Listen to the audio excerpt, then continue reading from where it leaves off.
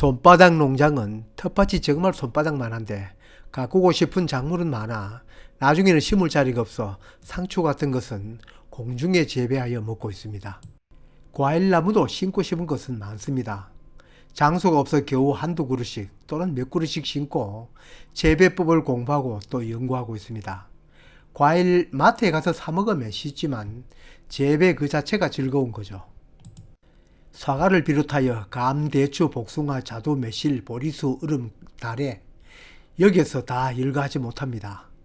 그런데 배나무를 심어 가꿔 보지 못했습니다. 다른 과수는 공부하면서 직접 경험하니 그래도 아는 채 할 수 있는데 배나무는 직접 가꿔 보지 못했으니 아는 채 할 수가 없습니다. 텃밭 농사 내 짓고 싶은 건 마음껏 짓고 있는데 배나무를 재배해 보지 못하고 나중 텃밭 농사 마무리하는 것이 무척 억울하다는 생각이 자꾸 들었습니다. 고심 끝에 밭두개 심기로 하였습니다.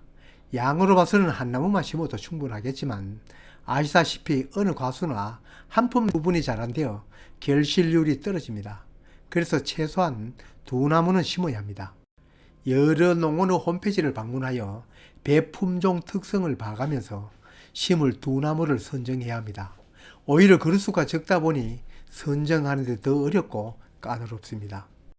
묘목 구입에도 안내드렸습니다만 가족과도 의논하면서 나름대로 선정 항목을 정하여 비교표를 만들어 최종 선택을 하는 것이 그나마 시행착오를 줄이는 일입니다. 수확 시기도 과중도 당도도 맛도 색깔도 거기에다 잘 걸리는 병에 대한 내병성도 우리는 저장성을 최우선 항목으로 잡았습니다.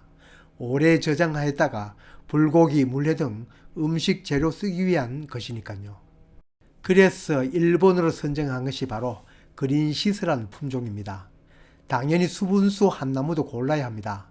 그린시스 개화일이 다른 배나무보다 늦으니 같이 늦은 만풍이라는 품종입니다. 아직 재배해본 경험은 없지만 자칫 개화 시기가 달라 수분수가 제 역할을 못한 수도 있으니까 일단 개화 시기가 비슷한 걸 골랐는데 이것도 만생종으로 저장성이 좋네요. 참고로 배의 원산지는 코카서스 지방이라고 하네요. 그 배가 동쪽으로는 중국을 거쳐 한반도까지 오고 서쪽으로는 유럽으로 갔는데 동양배와 서양배는 그 모양이 조금 차이가 있습니다. 우리가 주로 재배하는 동양배는 동글납작한 게 예쁘지만 서양배는 아래 사진처럼 표주박, 아니 백열등 전구 모양입니다. 우리나라에도 옛부터 배를 재배하여 먹었지만 그 배는 작고 볼품 없었습니다. 그러다가 근대에 들어와 일본에서 개량한 신품종 배들이 한반도에 심어졌습니다. 요즘은 우리나라에서도 품종 개발에 힘을 기울여 우수 품종이 나오고는 있지만 배를 재배하지 않는 사람도 잘 아는 신고라는 품종은 아시다시피 일본에서 개량한 품종입니다. 배 묘목을 구하기에 앞서 복숭아 묘목을 구하려 농원에 들렸습니다.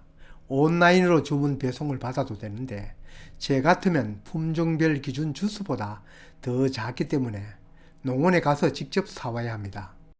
그때 바로 이 배나무 2주와 산모로 2주를 주문하고 배송 부탁을 하였습니다. 이제 묘목이 도착하여 우선 침지하고 있습니다. 살균제와 살충제를 탄 물에 밝은제를 함께 넣어 하룻밤을 재웠습니다. 밭둑 비탈에 심으니 배수 걱정은 적습니다. 따라서 두둑을 지을 필요는 없습니다. 뿌리가 겹쳐지지 않을 정도로 구덩이를 충분히 파고 이 배나무는 재배하기는 청근성처럼 개심형 계통의 배상형으로 가꾸는 경우가 많습니다만 뿌리는 신근성이 강합니다. 그래서 뿌리가 밑으로 뻗으니 심은 후 밑뿌리에 거름을 줄 수 없습니다. 퇴비를 밑바닥에 살짝 까는 경우도 있습니다만 저는 용성 인비를 약간 넣고 그 위에 흙을 살짝 덮은 다음에 나무를 심습니다. 직접 묘목을 고르진 않았지만 뿌리를 보니 부족함이 없네요. 요즘은 무엇이든 온라인 주문이 대세입니다. 심기 전 접목 부위 테이프는 벗기고 큰 뿌리 다듬는 것은 묘목 식재의 기본 상식. 심을 때 뿌리가 겹치면 그만큼 활착에 힘과 시간이 더 걸립니다. 심는 깊이는 다른 영상에서도 설명드렸지만 접목 부위가 나올 정도로 깊이를 묻고 물을 흠뻑 주고 마지막 흙을 덮습니다. 묘목 심기를 마쳤으면 저는 꼭 비닐 멀칭을 합니다. 겨울 보습이 안 되고 건조해지면 동의를 잊기 쉽습니다. 또 내년 봄부터 여름에 걸쳐 잡초 방제와 계속 보습 역할도 하고요.